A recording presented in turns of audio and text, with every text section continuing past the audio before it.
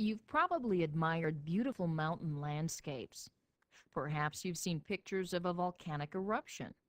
Or maybe you've witnessed steam streaming from the earth, or even boiling water shooting out of the ground. Or maybe you've experienced an earthquake, or seen a picture of the devastating damage earthquakes can cause. What do all these things have in common? All these exciting events are related to the dynamic movement of the Earth. During the next few minutes, we're going to explore some of the Earth's amazing forces, such as earthquakes, volcanoes, and mountain building, and we'll examine how they're related to the Earth's slowly moving surface. Let's begin by taking a look at the Earth from outer space.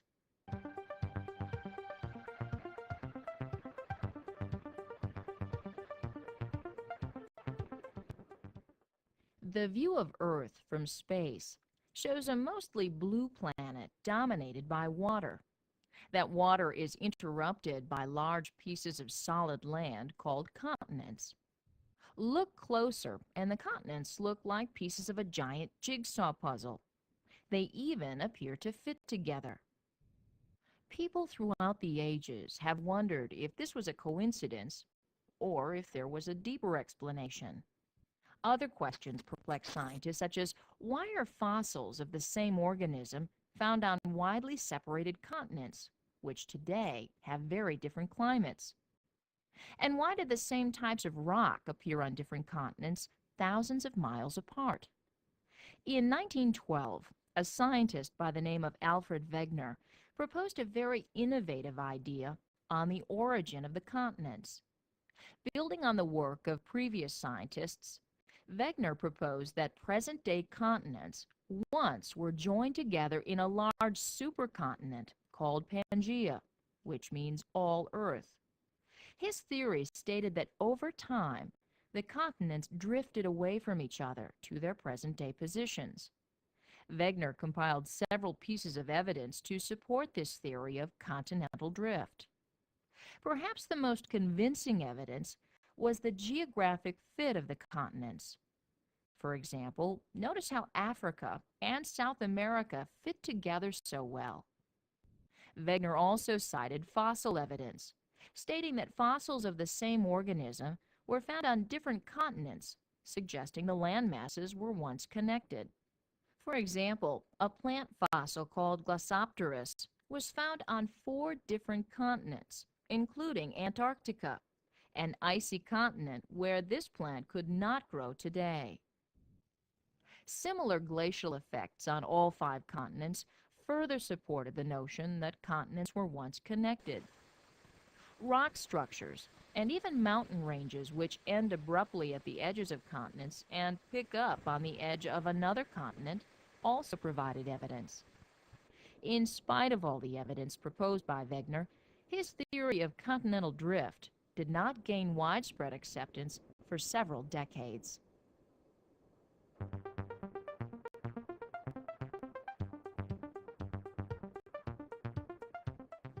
Alfred Wegener's theory of continental drift was not readily accepted for a variety of reasons. Wegener could not explain how or why the continents drifted apart, or when this occurred. And furthermore, how could the drifting continents plow through the solid ocean floor? In the 1940s, 1950s, and early 1960s, more remote regions of the Earth were explored, especially the oceans. New technologies, such as deep-diving submarines, allowed scientists to explore, map, and take samples from the sea floor. Previously unknown valleys, mountains, and ridges were discovered. Of particular interest were underwater mountain ranges called mid-ocean ridges. You decide. What's the longest mountain range in the world?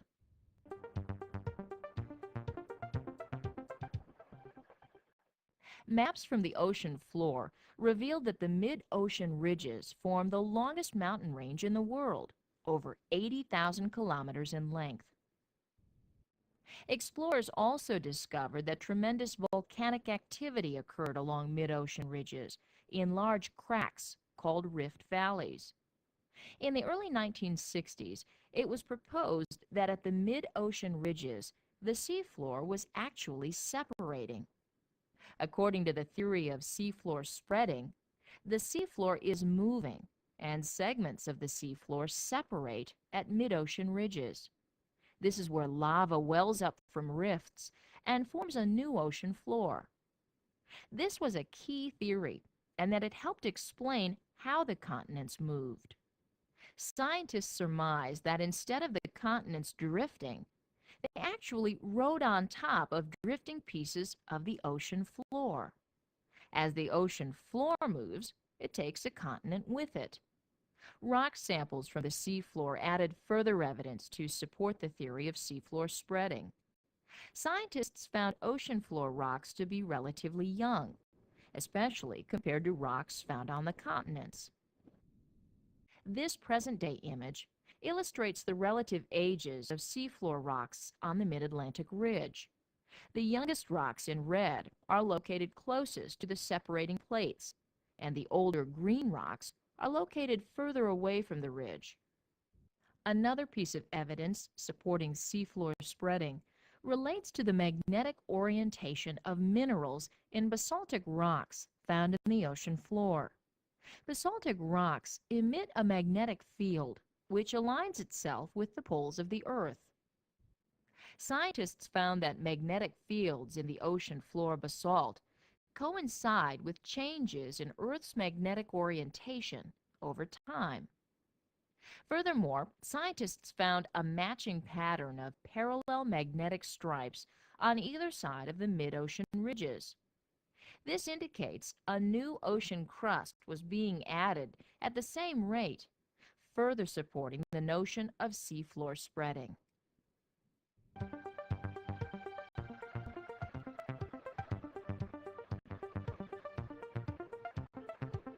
These amazing discoveries led scientists to elaborate even more on Wegener's theory of continental drift. Their findings were incorporated into the new theory of plate tectonics. In the theory of plate tectonics, it's proposed that a number of tectonic plates ride across the Earth's surface. You decide, what is a tectonic plate?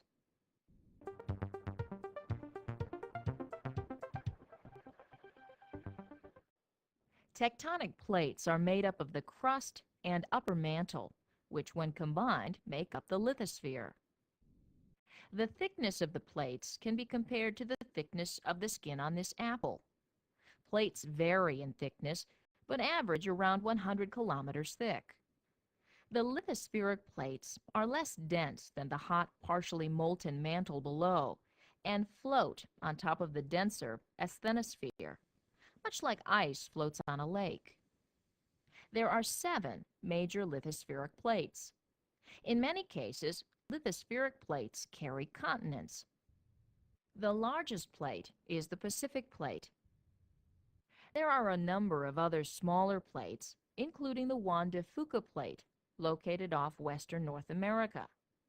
The way plates move in relation to each other is responsible for many of the exciting geological events and features we experience on the Earth's surface.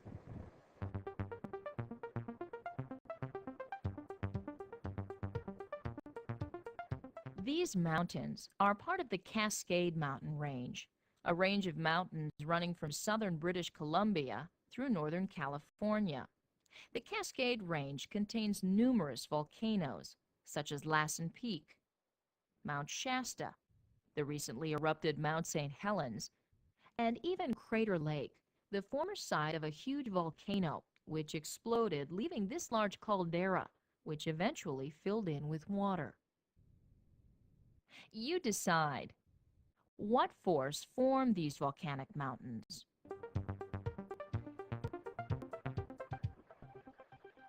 The movement of lithospheric plates is responsible for forming these volcanic mountains. Geologic activity, like earthquakes and volcanic activity, typically occurs where these plates meet, called plate boundaries. As we already stated, plates are in a constant state of slow motion. Two plates interact with each other in one of three ways. They can move away from each other, move toward each other, or slide past each other. The arrows on this diagram of the lithospheric plates indicate the direction the plates are moving at some plate boundaries. Off the coast of Oregon, Washington, and southern British Columbia is a small plate called the Juan de Fuca plate. The place where it meets the North American plate is called a convergent boundary. A convergent boundary is a place where two plates collide. The Juan de Fuca plate is an oceanic plate and is denser than the continental North American plate, which overrides it. The process of one plate plunging beneath another is called subduction. As a result of this process, magma is forced to the surface, leading to the formation of volcanoes. Subduction zones are often referred to as destructive zones because the oceanic lithosphere is destroyed in these areas where it is subducted. Deep-sea trenches are common characteristics found in subduction zones. The Japanese islands are the result of magma being forced to the surface as a consequence of subduction. Encircling the Pacific Plate are areas of convergence, leading to the formation of volcanoes. For this reason, the area is often referred to as the Ring of Fire.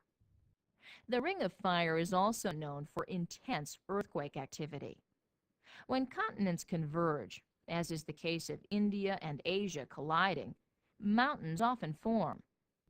Along this convergence zone, the highest continental mountains in the world, the Himalayas, were formed as the two plates collided and compressed up the crust. This process is similar to pushing a carpet against a wall. See how folds are formed? Simulating the process by which mountains are formed by colliding plates.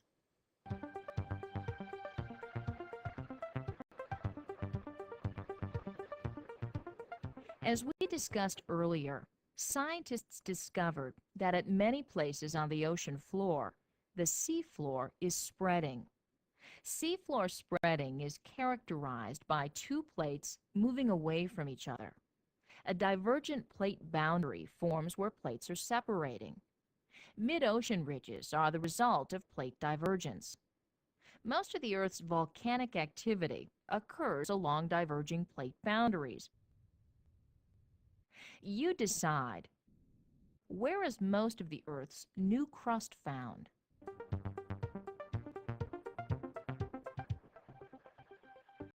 Most of the Earth's new crust is found on the ocean floors, where molten rock rises to the surface as plates separate.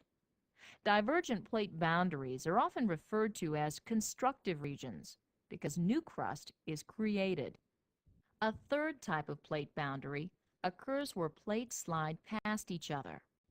This type of boundary is commonly referred to as a transformed fault and is characterized by shallow earthquakes but little volcanic action. The San Andreas Fault is a transform fault boundary where the Pacific Plate and North American Plate are sliding past each other. Scientists are not completely sure what causes the plates to move, but they hypothesize that forces within the Earth, called convection currents, drive plate movement. Convection currents are movements of material caused by differences in temperature.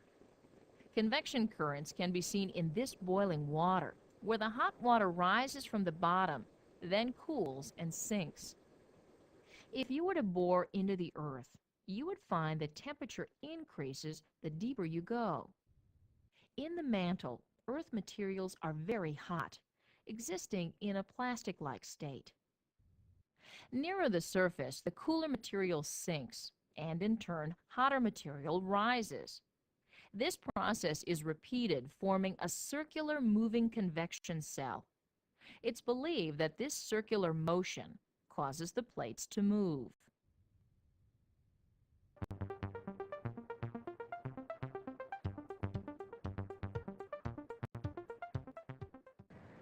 One of the most fascinating places to witness the power of tectonic plate movement is Iceland. Located in the North Atlantic, it's a country dominated by cold temperatures, glacial ice, and volcanic activity. Iceland straddles the mid-Atlantic ridge. This rift separates the North American plate, which is moving westward, and the Eurasian plate, which is moving eastward. The combined effect of straddling diverging plates and sitting atop a hotspot make for frequent volcanic eruptions and other geologic activity, such as an abundance of hot springs. Iceland also has many geysers, which eject superheated water high into the air. Icelanders have developed ingenious ways to tap these forces and use geothermal energy to fuel over 75% of their homes. It heats their greenhouses and even their outdoor swimming pools. They even use steam from deep underground to generate electricity in plants such as this one. So, while living atop the mid-Atlantic ridge has its dangers, these rugged people have managed to harness the powerful forces of nature to their advantage.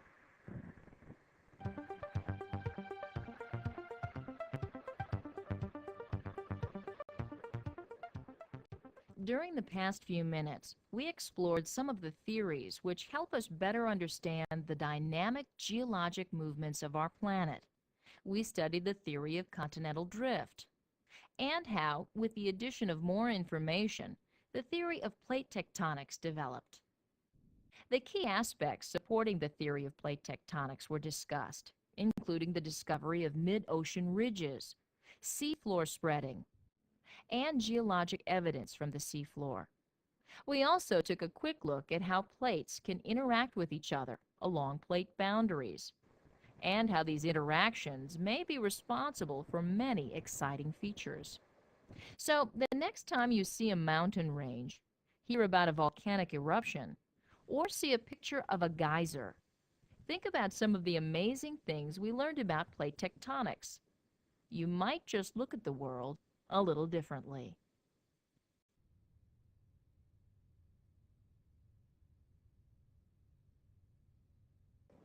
Fill in the correct word to complete the sentence. Good luck, and let's get started. Number 1.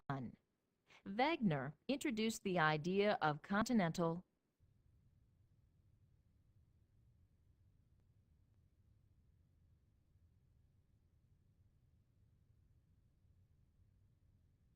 Number 2. The largest mountain range in the world is the ridge.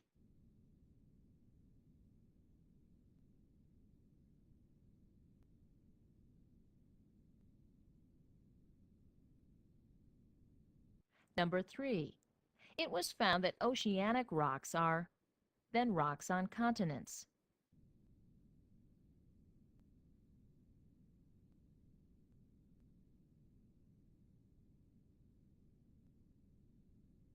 Number 4. Seafloor spreading is the process of plates.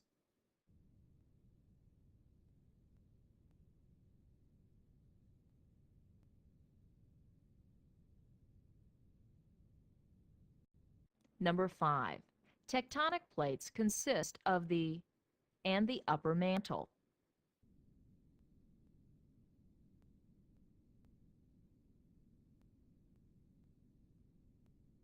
Number 6.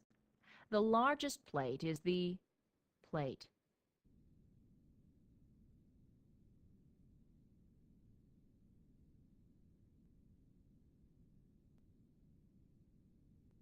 Number 7. A boundary occurs where two plates collide.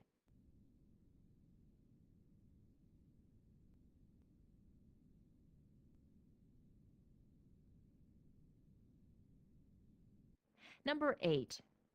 Occurs when one plate thrusts under another.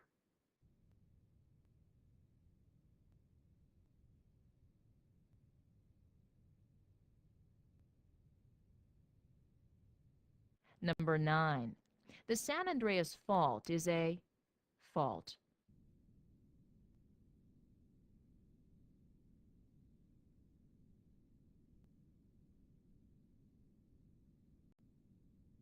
And number 10, Iceland straddles the ridge